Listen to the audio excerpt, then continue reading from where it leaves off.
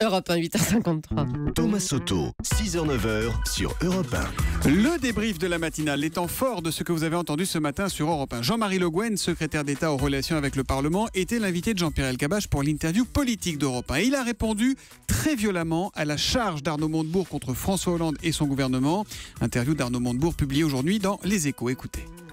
Moi, je fais partie de ceux qui ont donné de la confiance à Arnaud Montebourg. Et aujourd'hui, je trouve qu'il ne respecte pas cette confiance. Non seulement vis-à-vis de moi ou vis-à-vis d'autres à gauche, mais vis-à-vis du peuple de gauche. C'est un discours qui détruit non seulement en l'occurrence la gauche, mais si vous n'aviez pas cité ces propos, vous savez très bien à qui on aurait pu les attribuer par ailleurs. À qui à des gens qui sont aux extrêmes. Ayons de la constance, ayons de la force, ayons de la sérénité, de l'imagination aussi. Mais il faut aussi se colter à la réalité, c'est notre devoir, c'est la responsabilité que les Français nous ont confiée.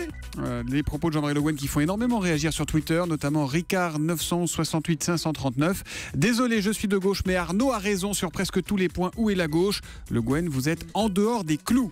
Nouvelle nuit de négociation à Lausanne autour du programme nucléaire iranien. Les derniers mètres sont les plus difficiles, a déclaré Laurent Fabius, et ça ne rassure pas pour autant Avi Pazner, l'ancien ambassadeur d'Israël en France. Écoutez, il était l'invité de la question qui fâche de 7h15 sur Europe 1.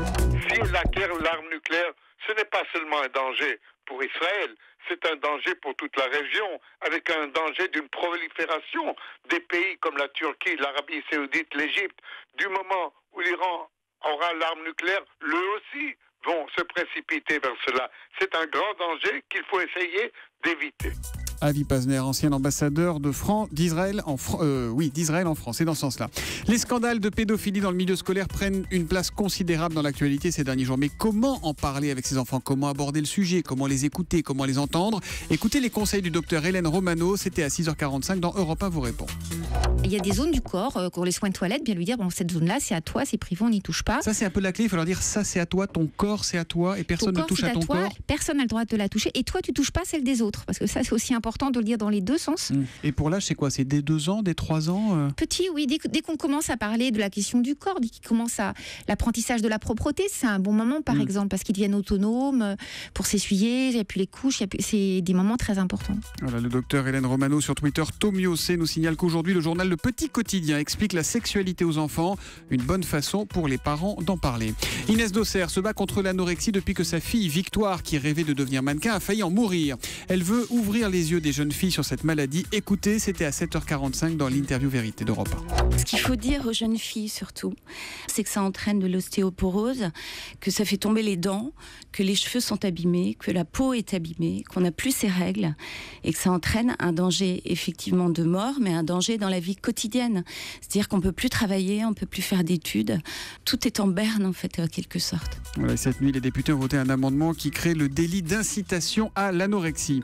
Les titres restaurants dématérialisés, ça ne marche pas. Nous vous en parlions dans le journal de 7h30 tout à l'heure.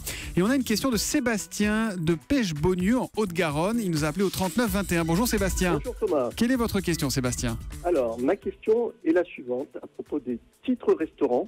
Pourquoi ne payerait-on pas ces titres restaurants directement aux salariés sur leur compte en banque, comme le salaire? Ah, sur la fiche de paye, carrément. Pour simplifier le système.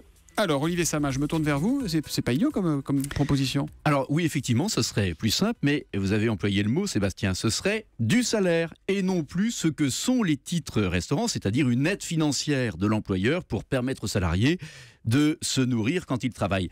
Et devenant du salaire, eh bien cette somme serait amputée des cotisations sociales qui s'appliquent au salaire et elle serait aussi soumise à l'impôt sur le revenu, ce qui n'est pas le cas des titres restaurants. Alors le calcul, il est simple.